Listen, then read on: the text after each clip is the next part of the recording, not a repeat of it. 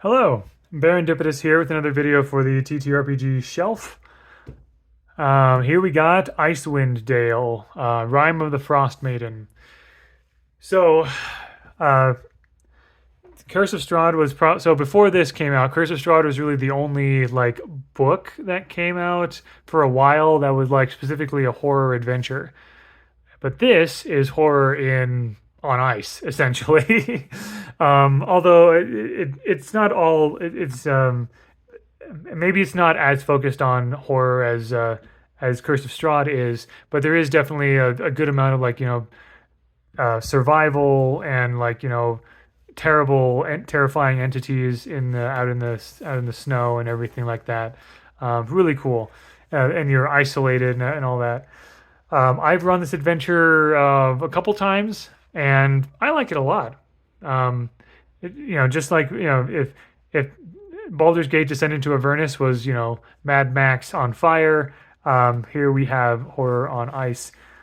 There's lots of adventure flow chart here.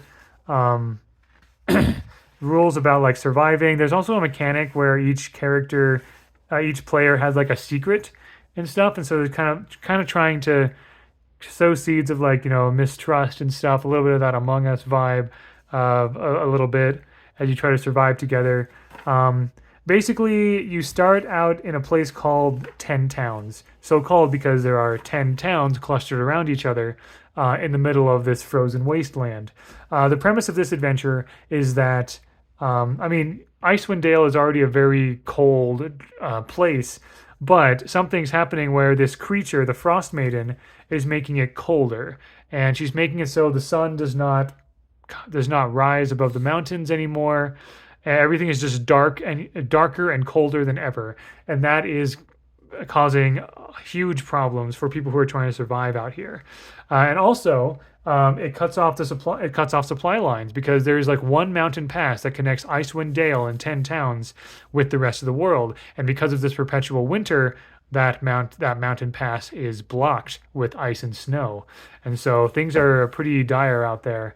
But each I really like the fact that each town is kind of given several pages so that you can sort of like really focus on that town. There's a heraldry, there's a shield or a flag for each town. Gives you um, some basic stats and info about the town, places of interest, and at least one adventure hook or plot hook, essentially. And so I like that a lot. Bryn Shander, which by the way was featured in the in Storm King's Thunder. These characters were in Storm King's Thunder, so that's kind of cool. There's some light tie-ins here and there. Um, but yeah, so this right now these pages kind of go over the 10 towns, kind of like spread throughout in the middle of Icewind Dale. There's this cluster of towns, and there's lots of different things to do between those towns anyway. And sometimes those quests take you kind of out to different places in Icewind Dale to fulfill certain quests and things like that. I like that each town kind of has its own flavor, its own heraldry, its own things that you can do and focus on and everything. And then after, let's see, I think we're getting close to the end of the 10 town section. Here we go.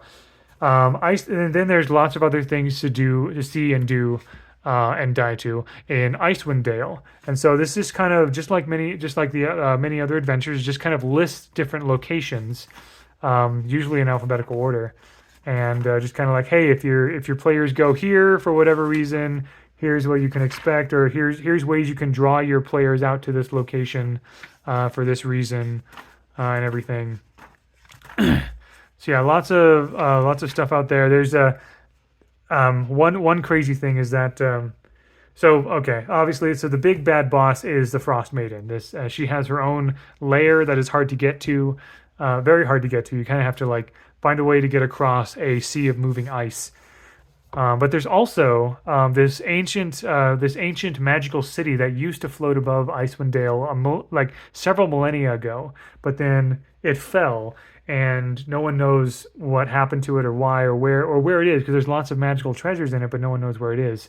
One of those towers from Netheril that fell down and fell upside down into drove itself into the snow. So you're basically going through an upside down tower as you kind of like climb in from the surface and explore.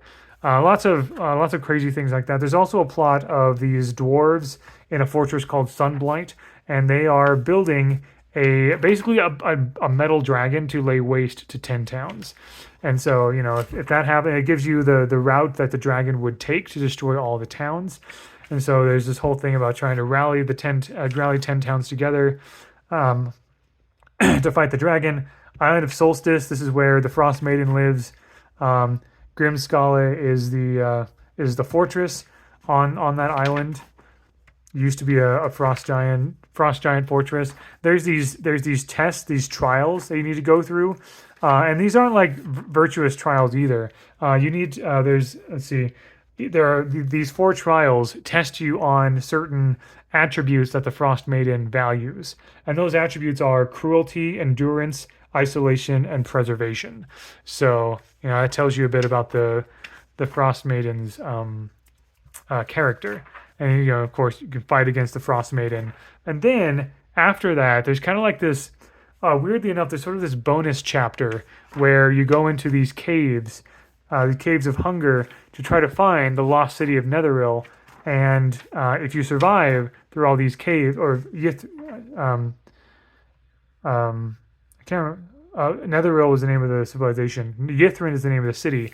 You eventually find the floating city that fell into the ice and was covered by a glacier. And there's all kinds of magical things you can find in this necropolis, this dead city. Some of my players really enjoyed going through this and kind of exploring and finding all these different like magical artifacts and everything like that. And there's a demi-lich at the end that you can fight. But yeah, secrets, trinkets, various creatures in Icewind Dale. The Frost Maiden. Okay, another cool thing about the Frost Maiden. Spoiler alert here. The Frost Maiden is probably the first the first time we've officially seen in a Wizards of the Coast D&D book a boss character having different phases. Phase 1 is this one. Phase 2 is this form right here. And phase 3 is this form. And they have different abilities and everything. So it's really cool. Like you think you've beat the Frost Maiden, but then you didn't. And you think you beat her again, and then you didn't. And then finally you beat her after that. There's a good deal of like lighthearted whimsy in here as well. There's like little snow sprites and snow spirits. There's certain kinds of like wildlife that can be caught and everything. But yeah, there's various there's all kinds of things going on in Icewind Dale, and lots of cool things I would say. And then for the map, raise things up here so you can see more of it.